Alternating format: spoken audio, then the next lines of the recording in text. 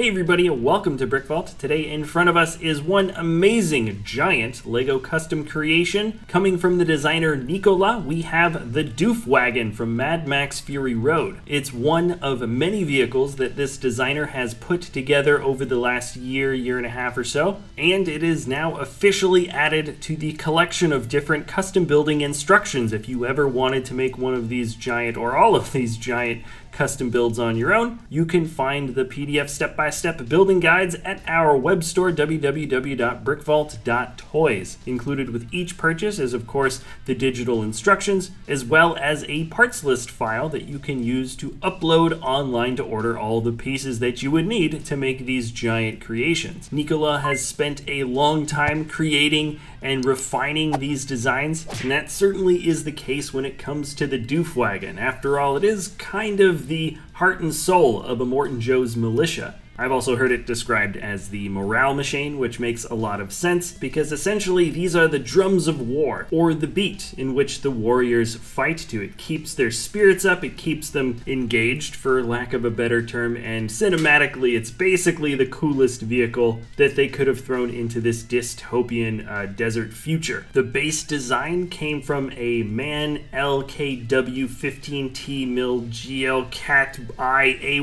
It's a long, big old vehicle that originally held onto giant rockets, but now instead it supports 4 drummers, an insane amount of speakers and trumpets and lights, and of course it's got the Doof Warrior sitting on the front with his double flamethrower guitar. This guy has his own insane backstory that you can read about if you want. It's pretty dark, and though he kind of wears this mask in the movie, visually we thought the mouth of Sauron piece would fit him best. And sorry, hold on, let me talk about the actual features of the model, not get hung up on the minifigures, though it's hard to think of the Doof Wagon without the Doof Warrior as essentially a physical feature of the vehicle itself. So functionally the model has a few simple things. First off, you can take the roof out, and inside there is space for a driver minifigure. I think this is a shirtless Bane. Once again, doesn't really matter about the figs. And there's actually quite a bit of interior and tools and supplies and stuff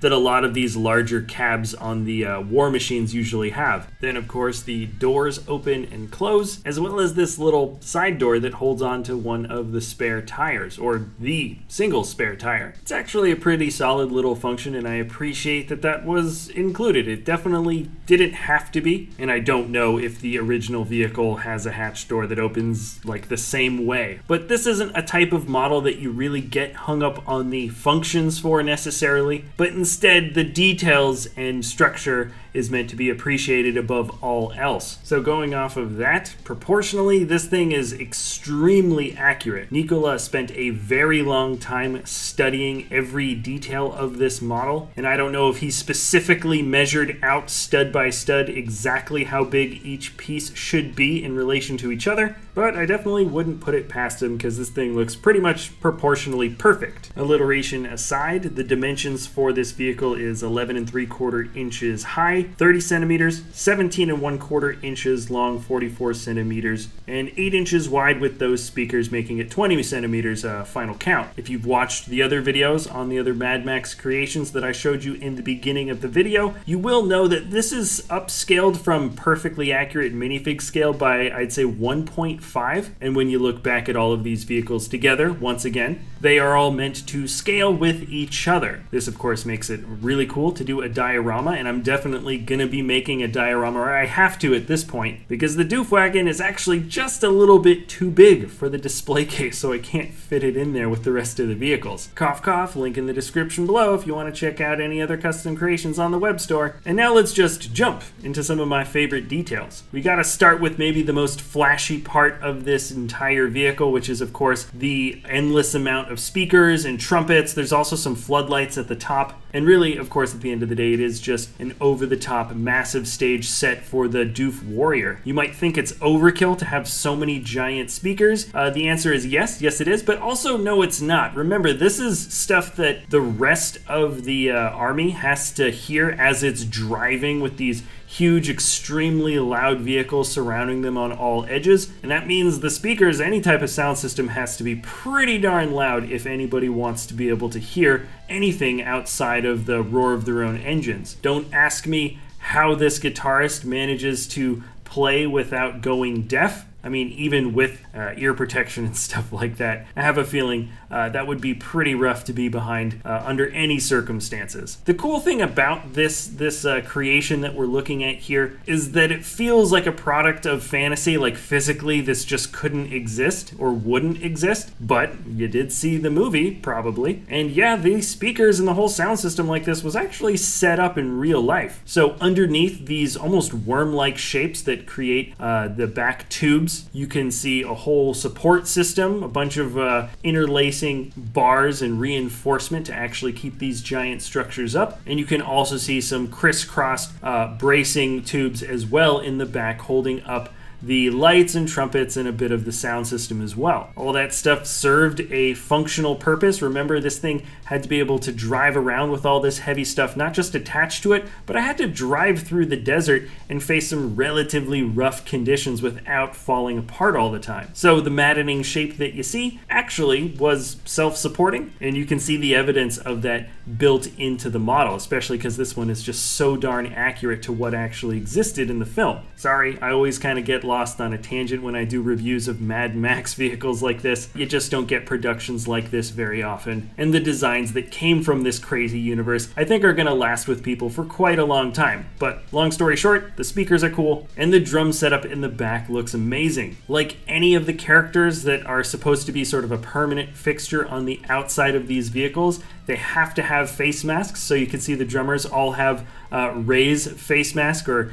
wrapping that she has from Jakku, and their drums are relatively simple builds, but it's a nice touch that the base of each drum is made up of a single black wheel. I always get nervous when I look at the build for the seats for the two drummers in the back. Feels like if they hit one bump that was just a little bit too big, they would get the brute end of a very large whiplash. Also, when we're looking at the back here, just the worm-like shape of the speaker system that kind of almost organically gets a little bit more narrow as it curves its way to the tail of the build is put together with an amazing set of wedge plates. And like I said, there's hardly a seam here that doesn't feel absolutely perfectly intentional. Now I feel like it's time to get into the handling of this model. I suppose the wheels rolling around is technically a function. I didn't mention that earlier. I just assumed, yeah, this thing can roll around, and you can see my hand pushing it back and forth and handling the model, pushing it from all of its different extremities. And that's just to show you guys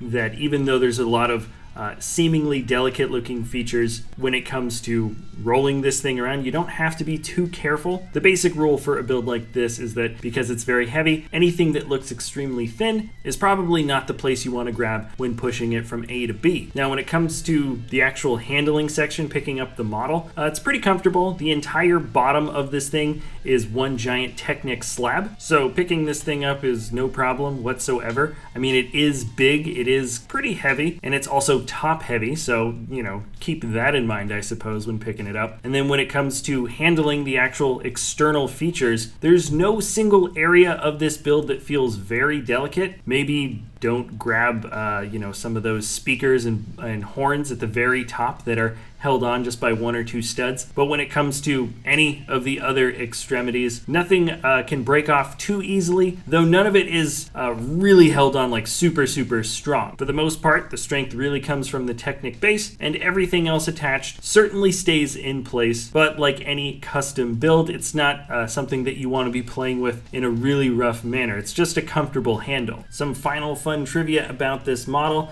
those worm-like structures, those giant air ducts, were actually created in order to amplify the sound of the drums. According to the in-universe backstory, those brass trumpets that you see on the outside of the Doof Wagon were apparently recovered from a bus that had a bunch of instruments on the inside. And you may have noticed earlier, but the stage for the Doof Warrior is actually the front end of some type of vehicle, and that is a Holden FJ. It's an Australian car from the 1950s. So with that, I would like to say one more time, if you wanted to build this creation or something like it, you can check out our web store in the description below, www.brickvault.toys. Like always, please let me know what types of builds you'd like to see us make in the future. And if you enjoy our content, you can always like or subscribe. Thank you so much for watching, everybody, and we'll see you next time at BrickVault.